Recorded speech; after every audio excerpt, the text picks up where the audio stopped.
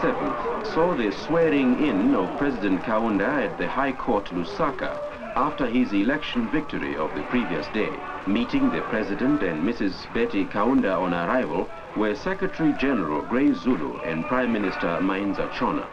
A very enthusiastic crowd braved the rain to witness the short, simple ceremony as Chief Justice Brian Doyle officially swore in the President, who took the oath, stating, I, Kenneth David Kaunda, do swear that I will faithfully and diligently discharge my duties and perform my functions in the high office of the President of the Republic of Zambia, that I will maintain the Constitution of... Now all newly nominated ministers of state were present, as was the Prime Minister, busily greeting both Supreme and High Court judges.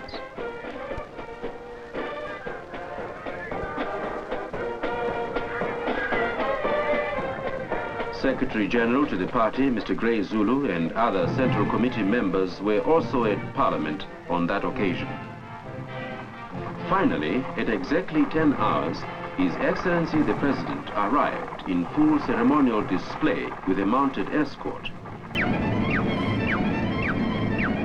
Lusaka International Airport, Tuesday, 23rd March 1972. The Illusion 18 aircraft arrives from Zaire.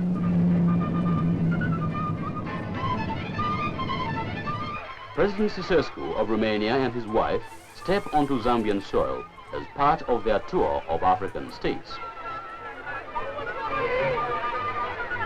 At the airport to welcome their guests, President and Mrs. Kaunda, Vice President Chona, commanders of the Army and Air Force, and cabinet ministers.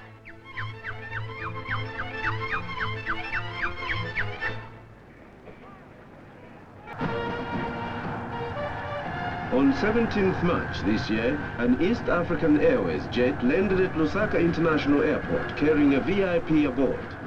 He was Mr. Kang Roan-uk, Vice President of the Democratic Republic of North Korea.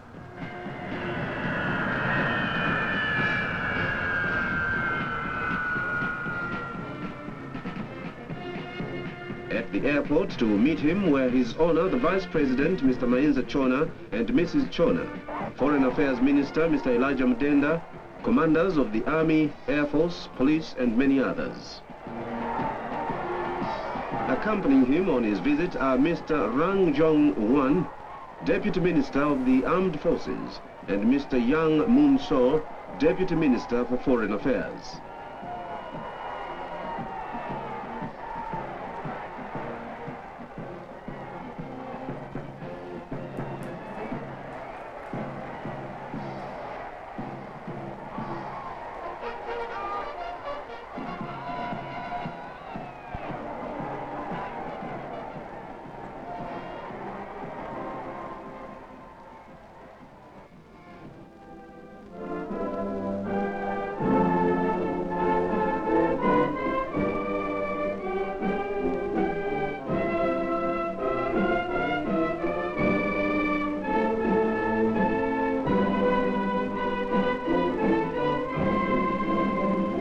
Mr. Kang then inspected a guard of honor mounted by the 2nd Battalion of the Zambia Regiment.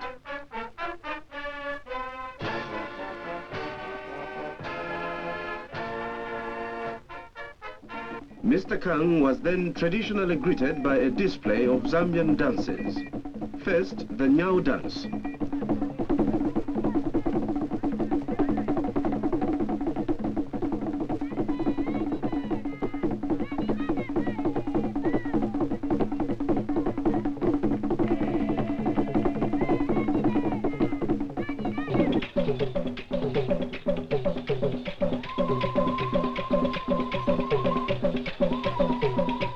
Next, the Vimbuza dance.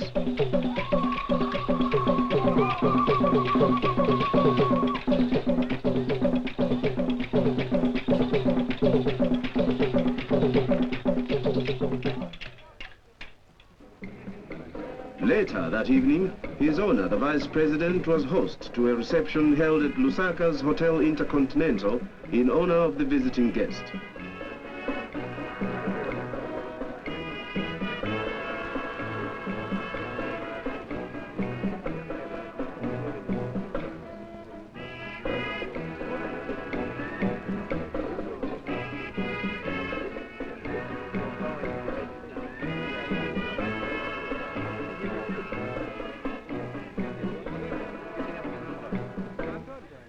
A distinguished gathering of diplomats, VIPs and ordinary people all came to greet Mr. Kang, who was later introduced to many of them.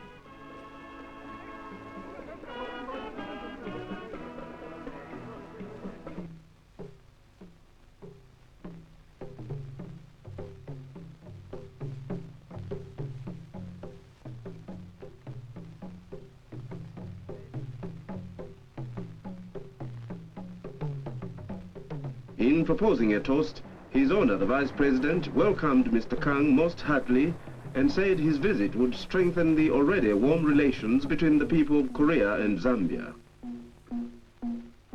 In reply, Mr. Kang said he was greatly honored to visit Zambia and that he had great respect for the wise leadership of President Kaunda.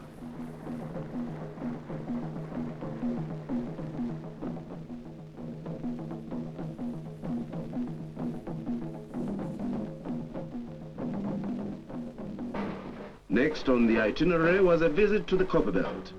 Mr. Kang, accompanied by his host, Mr. Chona, flew to Chingola, where he was met and greeted by Mr. Alex Shapi, Cabinet Minister for the Copperbelt, local dignitaries, and a large enthusiastic crowd.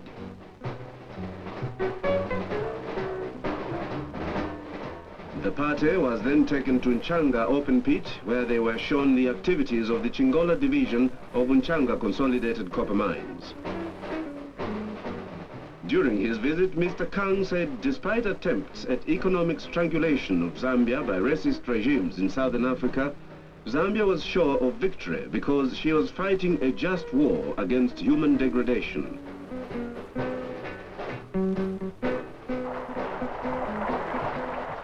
Finally followed a visit to Livingstone, the tourist capital of Zambia. Welcomed by the Cabinet Minister for the Southern Province, Mr. Mutemba, Mr. Kang and his party were escorted from the plane to meet His Worship the Mayor, Mr. Siambango, local dignitaries and a large excited crowd.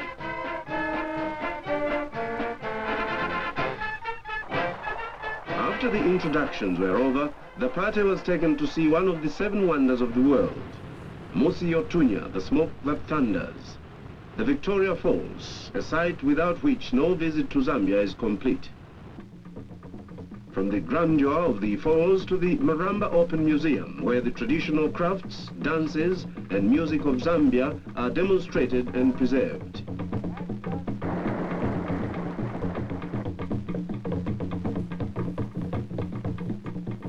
Mr. Kang and his party were thrilled by a performance of some of our dances, as performed by members of the Zambia Cultural Services.